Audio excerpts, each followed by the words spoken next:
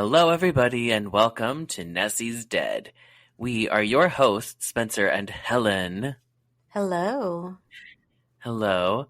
I'm so excited to hear what you have for me tonight. Oh, okay, because I have nothing for you tonight. So what I have for us tonight, I find very unsettling. Now, of course, everything we cover here on this show is unsettling. That's kind of the point. Yeah.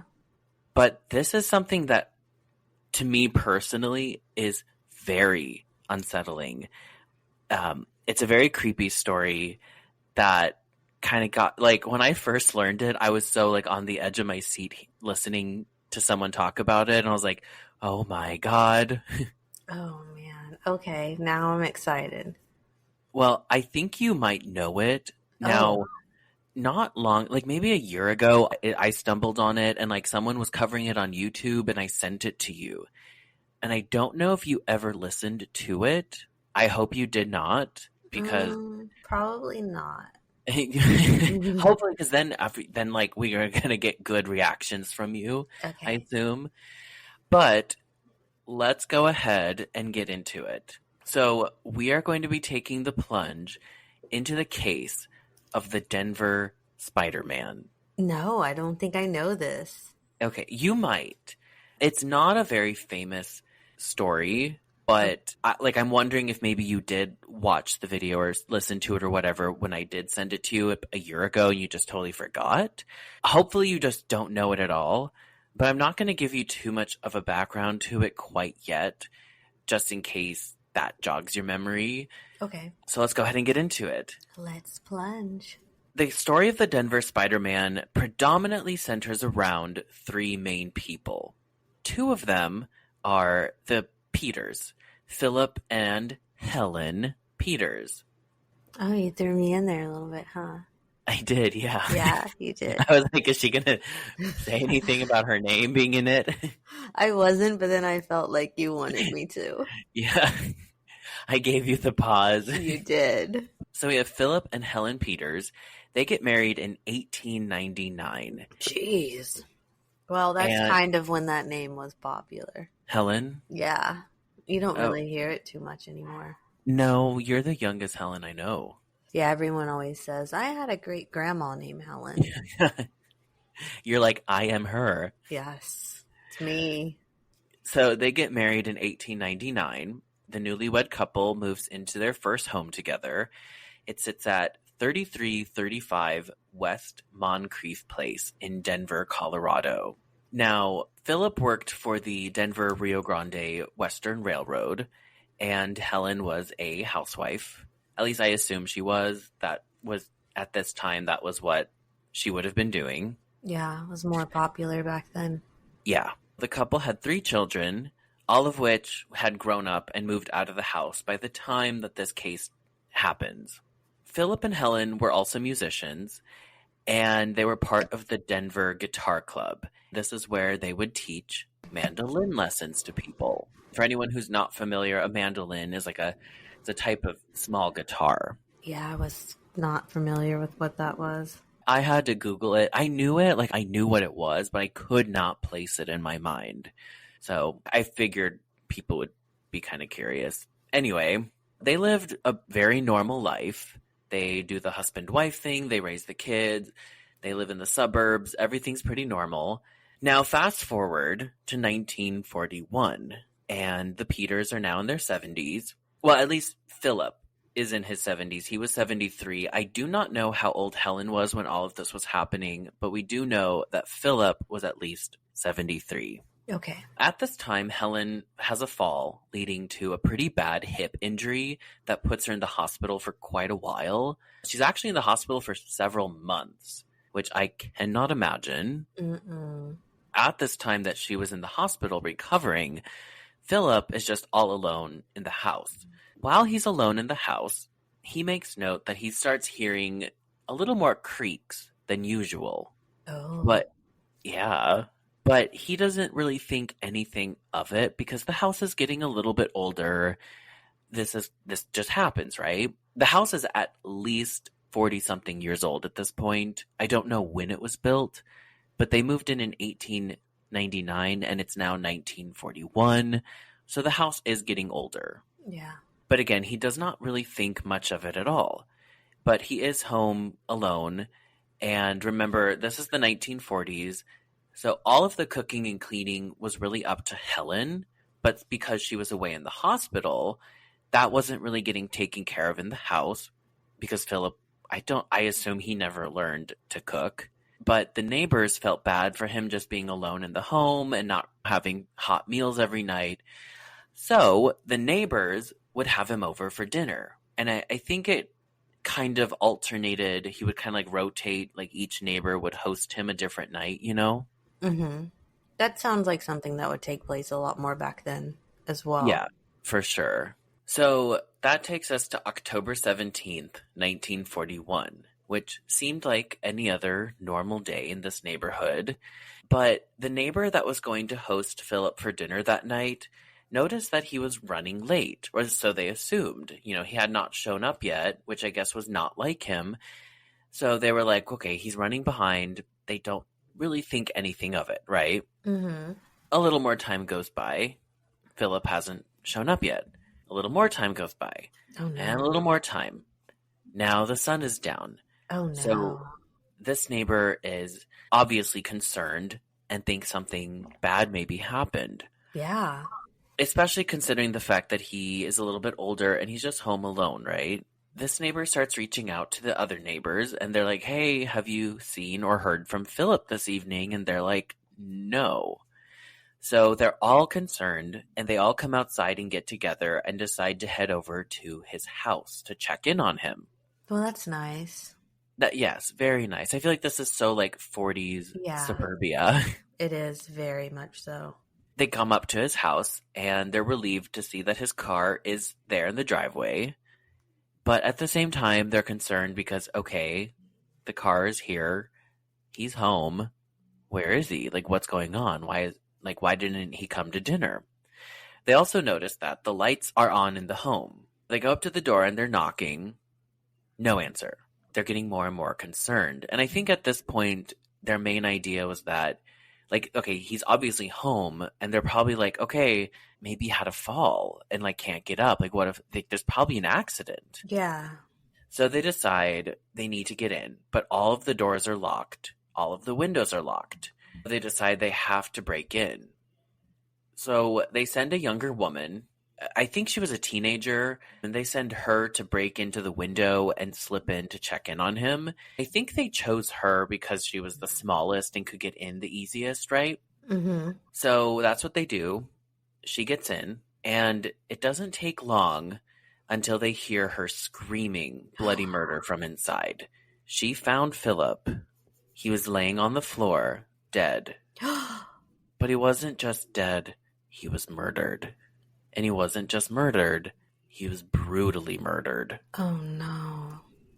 There was blood splattered everywhere. Now, his body was found in his bedroom, but the blood went all the way to the kitchen. I'm not totally sure if that is because it splattered that far, or if it was trailed into the kitchen, or how that went. Maybe both. Perhaps, yeah. Well, probably, considering what happened to him. So obviously the police are called, and they come to the scene. Now, Philip had been beaten to death. I believe the cause of death was blunt force trauma to the head. He had up to 12 skull fractures, and according to officials, his body was continuously beat after he was already dead. Oh my God, so they just kept going and going. Yeah. Now, that is always very creepy. The idea that someone just keeps at it afterwards. Mm-hmm. Like, to me, that says there was more to it, or that this person was very obviously psychopathic. Yes, very. Like, it wasn't like a mob situation. It was like, oh, no, this is like scary homicidal serial killer stuff. Mm-hmm. Now, his body was also very badly bruised. Like, so, like, he was, like, really beaten up. And laying next to him was a pistol, which the butt of it, like the handle part, was used to beat him in the head. Ouch. Yes. We've talked about that before Yeah. on Phantom Killer, that someone was beat in the head with the handle of a I gun. don't like that. I hate blunt forces to I the know you head. do.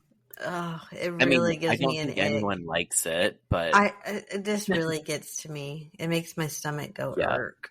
that's like me and anything with like veins. Oh, me too, though. But also laying next to him was his walking cane and a stove shaker. Now, a stove shaker was this little thing that kind of stuck out of the stove or a furnace, and you would shake it, and this would shake the ash down into a collection pan, like at the bottom of the stove or furnace, and that would help keep it clean. Okay. So that's something that like we don't really use today, No. ever.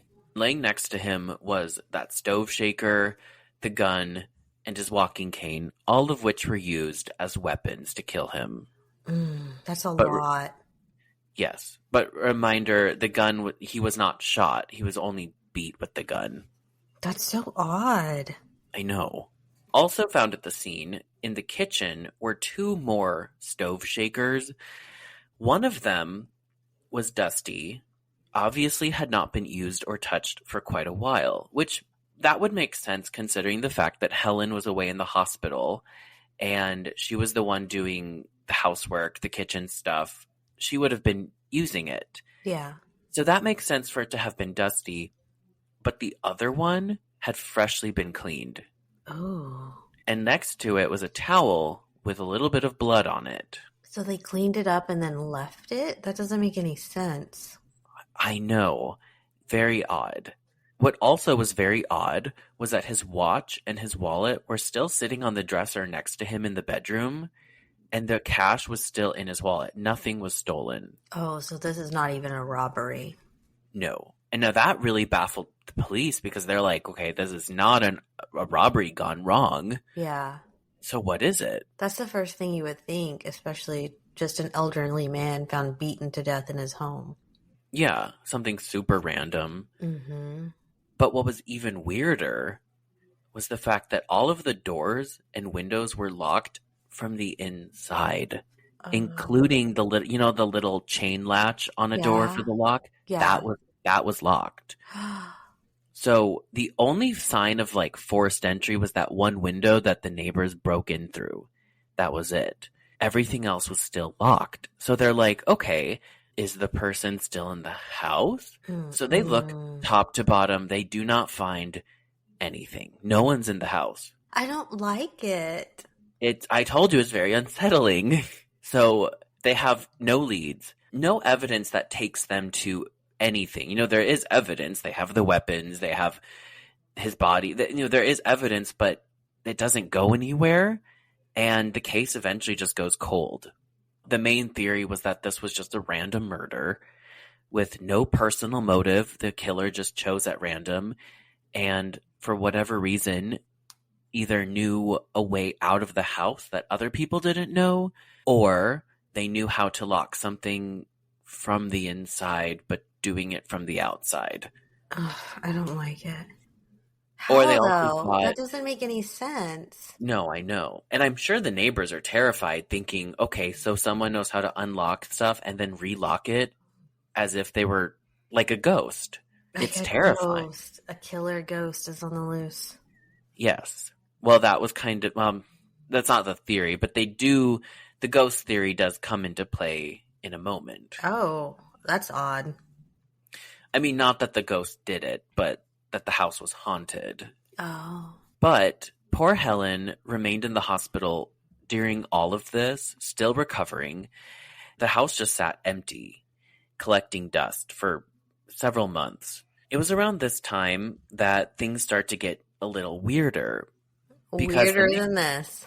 Yes. Okay. So the neighborhood children, I think they started to kind of talk like, oh, someone was murdered there. The house is haunted. Well, the children then start reporting that they were seeing the lights from inside the empty home turn on and off. And they would also see the curtains open and close. And some children even claimed seeing the ghost walk past the window.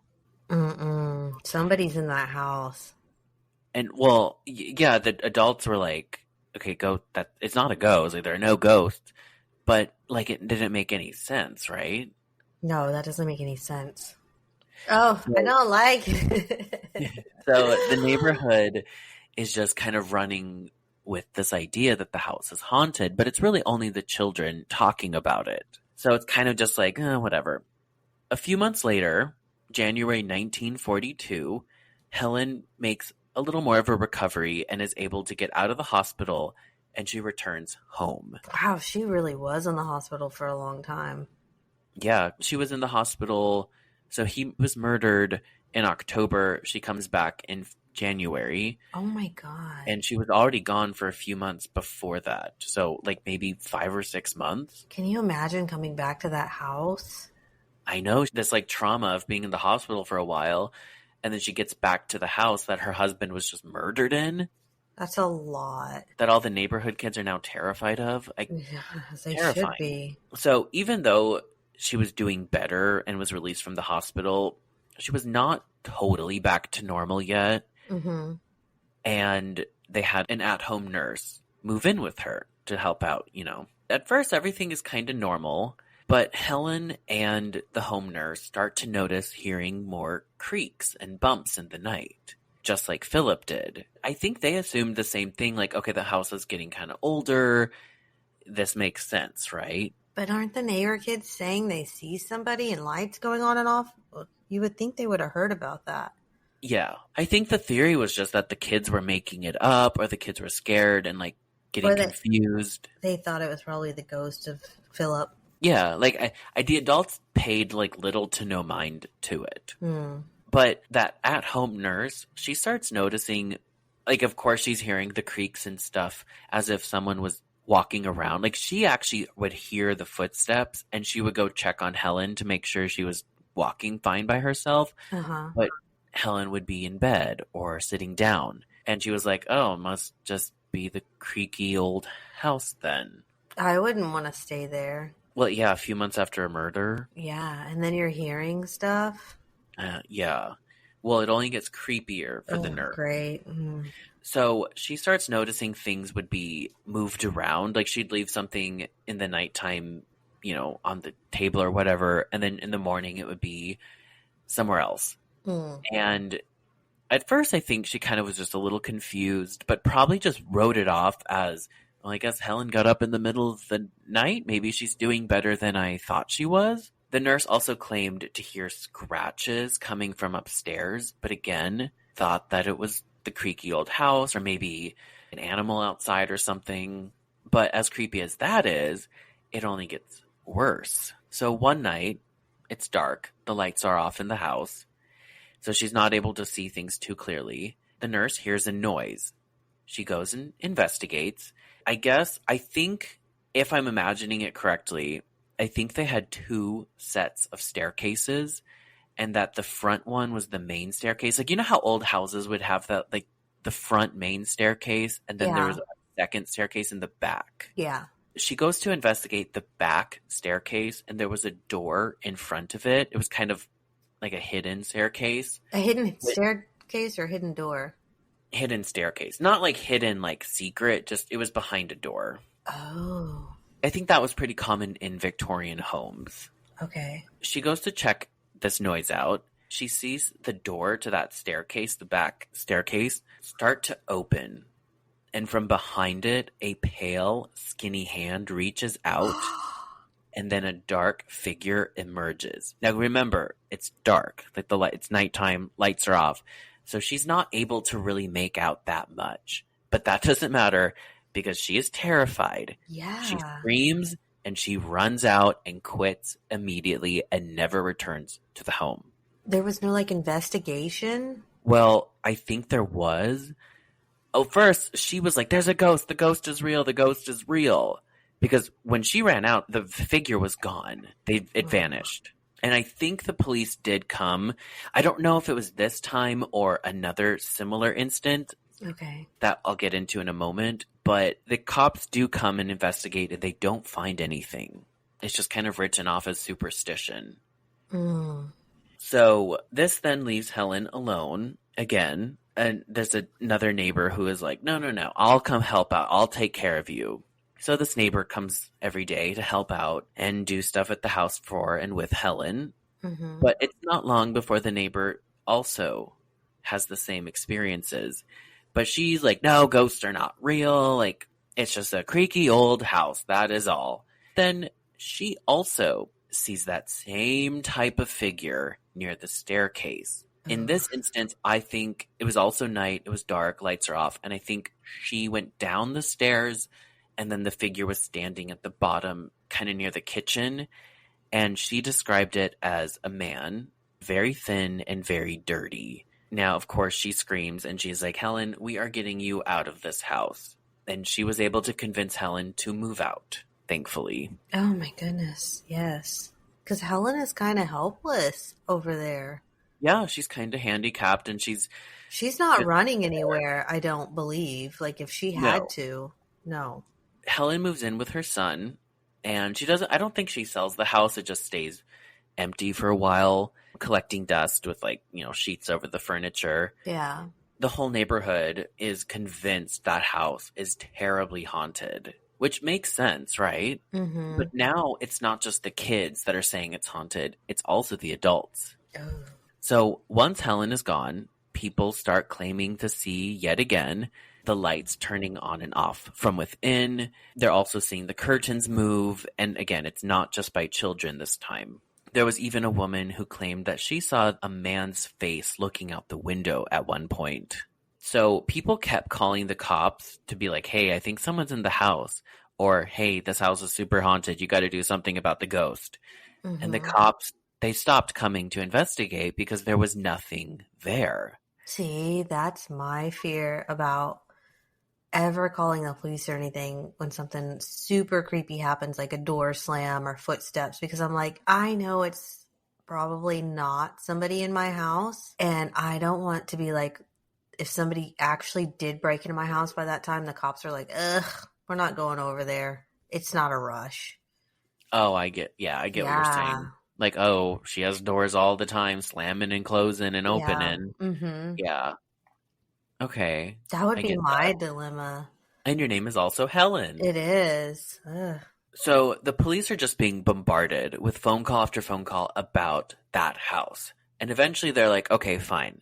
We're going to stake it out. Their intention was to stake it out to kind of prove that nothing weird was going on. They did not think they were going to see anything. Mm-hmm. So by July 30th, 1942, they stake it out. They do catch a glimpse of something inside. So stationed out front of the house were two police officers, Officer Roy Broxham and Officer Bill Jackson.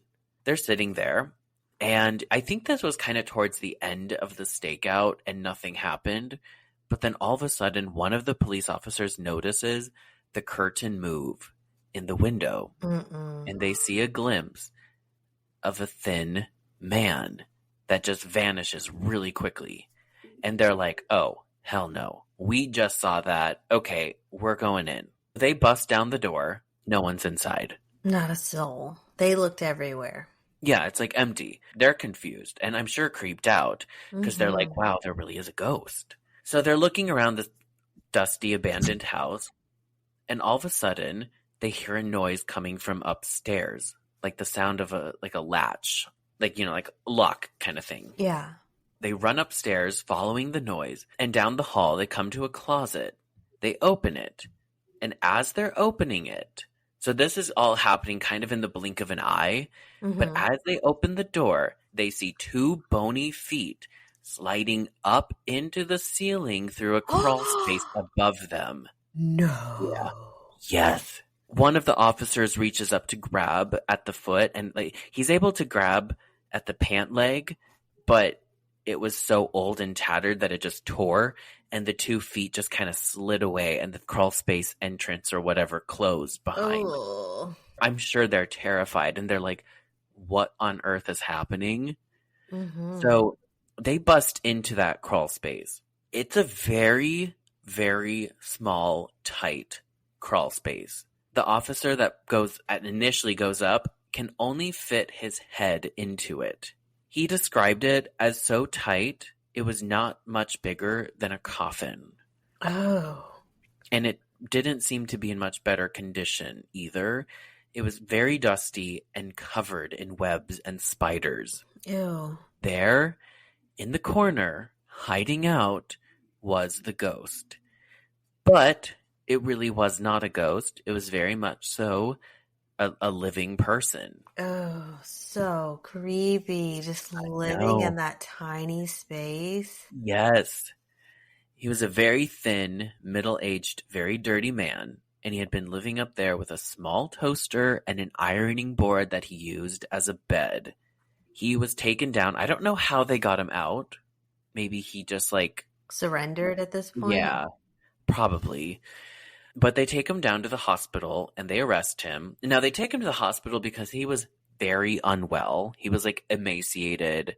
There were some reports that suggest he was 70 pounds only. My goodness, he had to sneak out to get food. Yeah. After being arrested, he does confess to the murder and he tells the police everything. I am going to get, in a second, I'm going to get to his whole story and who he is and what happened. But at the time that this case breaks in the media, he was being referred to as the Denver Spiderman. And that's because the police officer noted that you would have to have been the size of a spider to fit through the entrance to the crawl space. Oh, wow. So, who was the Denver Spiderman? His real name was Theodore Conius. He was born November 10th, 1882 in Petersburg, Illinois. Now, his father died when he was pretty young, and I think his mother remarried or had a new boyfriend or something, and they went with him to a farm in Wisconsin. Then they ended up in Denver, which is where he stayed. Growing up, he was very weak and frail because he struggled with a lot of health issues that were connected to upper respiratory problems. Doctors actually told his mother that he would always be very frail and very sick and that he would not live past the age of 18. Aw. Yeah. Well, I hate to say aw because I'm guessing he probably was the killer. 100%. Yeah. Yes. But what is sad is that because he was so sick and had these health issues, it led him to being very weak and very frail, very sick looking, very thin, and he got bullied a lot as a child because of it. Yeah. I mean, I think he had a very hard upbringing because his whole life he's being told that he was going to die at 18. He had no reason to do anything, Yeah, that's true as well. Why do you plan for your future or even think you have? Yeah. If you're And just also, looking, oh, that's so sad because you're just looking oh, I'm not going to make it anyways. yeah, not that that justifies murder, No. but I do, he had a tough upbringing. Mm-hmm. He couldn't really do stuff that the other kids were doing because he was sick. And then he's getting made fun of by the other kids because of how he looks, because of being sick all the time. Then, he's just planning for death. But he ended up being taken out of school at a pretty young age because his mother was like, well, there's no point, Mm-hmm. Now, this left him pretty unsocialized and uneducated. Then his mother ends up dying in 1912. He ends up just becoming a drifter. And he lives beyond 18. The doctors were very wrong. He lives quite a while, actually. Wow. He was in his 50s at the time that this happened. Oh my God. So he lived a full life. Yeah. I mean, the medical industry was very, very different at that time. So I'm sure that if it happened today, they could have taken care of it much differently and not have just been you're going to die, kid, Mm-hmm. But before he ended up becoming a drifter and before his mother died, he always had a love of music, and he was actually pretty good at it. He started taking music lessons, specifically mandolin lessons, specifically at the Denver Guitar Club with Philip and Helen Peters. Shut up. Yes, that's why I brought up the fact that they taught mandolin in the beginning. I just thought that was fun facts. No, well, it is. It is. Yeah. Oh my goodness. So he knew them. He did. Now, the Peters assumed that after they lost contact with him, that he did eventually pass away. because they knew, that he was supposed to die by about 18. But again, he did not die at 18. Now, eventually by 1912, he actually runs into Philip out and about somewhere, and I guess Philip does not recognize him at first, also assuming that Theodore had been dead. But Theodore asks him for money, and Philip said no. I don't think it was like in a mean way. Just according to the accounts, it was kind of like, I'm sorry, I really don't have anything, Mm-hmm. Then by 1941, for whatever reason, Theodore was in that neighborhood that the Peters lived in. He comes across their home and decides to rob them. He breaks in and was just going to steal food and I think some necessities. Mm-hmm. And for whatever reason, he thought, hey, I'm going to stay here. And somehow, I don't know how, but somehow he found the crawl space upstairs. Wow. My best guess is that maybe the Peters were coming home and he was like, oh, I gotta hide. He hides in that closet, and then he noticed the crawl space and went Yeah. up there and was just like, hey, I've got an idea. That's so scary. What is scarier, I think, is the fact that he lived up there for a few months before he murdered Philip.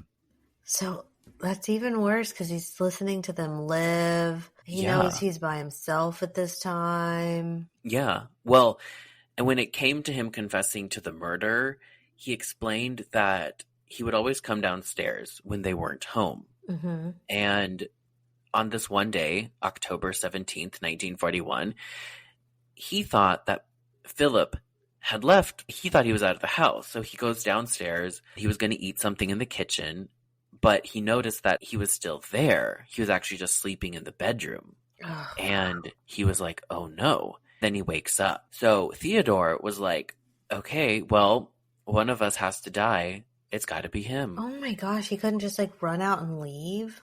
Right? So he decided to murder him. He said he grabbed the stove shaker and just beat him to death. I'm guessing Philip doesn't sound like he was very strong then at all either. No, well, he was 73, and I think he had just woken up, or maybe the attack started before he got out of bed. I don't know. Ugh. But from there, he kills Philip and I guess continues his lunch and then retreats back to his little crawl space home. From then, by the time Helen moves back into the house, he tried to be as quiet and as invisible as possible, but he eventually got a little bit more comfortable with it, was a little bolder, like he wasn't so concerned about getting caught. Mm-hmm. And then he said that it turned into a little bit of a game for him. Oh. And he would see how far he could go before he was seen. And I think he knew about the ghost rumor, so he would kind of play that up. Oh, yeah, he probably heard them talking about it downstairs. He said that he would also intentionally move curtains, turn lights on and off, and peek through the windows, hoping the neighbors would see it. So I think he got off on the idea that people thought the house was haunted. Yeah. Now, he ended up being sentenced to life in prison without parole. He lived in prison until he died in 1967. Wow, he lived a long time past that 18. He was 84 years old. And imagine all of that probably would have been avoided if they took better care of him physically and did not put it in his head that he was going to die. And fun fact, while he was in jail, he was the librarian. And he really enjoyed it. Wow. Fun facts. And that's all I have on the Denver Spiderman. That's terrifying. I am always so scared that somebody lives in the walls. Me too. It does not matter at all. Every time I come home, I check every closet, under the bed, every nook and cranny, behind the clothes. I check everywhere to make sure no one is in my home. And people can say I'm just paranoid and anxious and whatnot. And yeah, maybe. But I also am safe. Yeah. I'm going to start checking more. But even they checked and they didn't find him. Well, do you have a crawl space? I don't know. Yeah, I guess they didn't know either. That's terrifying, especially with the amount of activity I have over here, like ghostly. Like, what if Yeah, it's never been a ghost? It's just, they're doing the exact same thing as Theodore, and they're like, let's see how long we can play at the ghost shtick. oh my gosh. I hate it. Now I'm going to be checking for a crawl space in my home. Or even just the attic. Well, I go up there quite often. The attic's not that. Oh. I have Halloween up there, sir. Where else am I going to put all this crap? Do you see why I said that this one was very unsettling? Yes, I do. So you didn't know it? No, I did not know this one. So I Wow. don't listen to the things you send me. That's 2 true crimes in a row that I've done. It is. It's time for me to shake it up a little bit. As in true crime or paranormal. I don't know yet. We'll see. I know what I'm doing next, actually. I already found it. Is it paranormal or true I crime? honestly forgot. Okay. Then you Because didn't I find don't it. know. I did find it. I found it yesterday or today, and I was like, ooh, I'm excited to do that one. And then I don't know what it is. It's somewhere. It screenshotted on my phone. Well, I don't know if I enjoyed that or not, just because I have such a fear of that in my own home. Yeah. Well, same.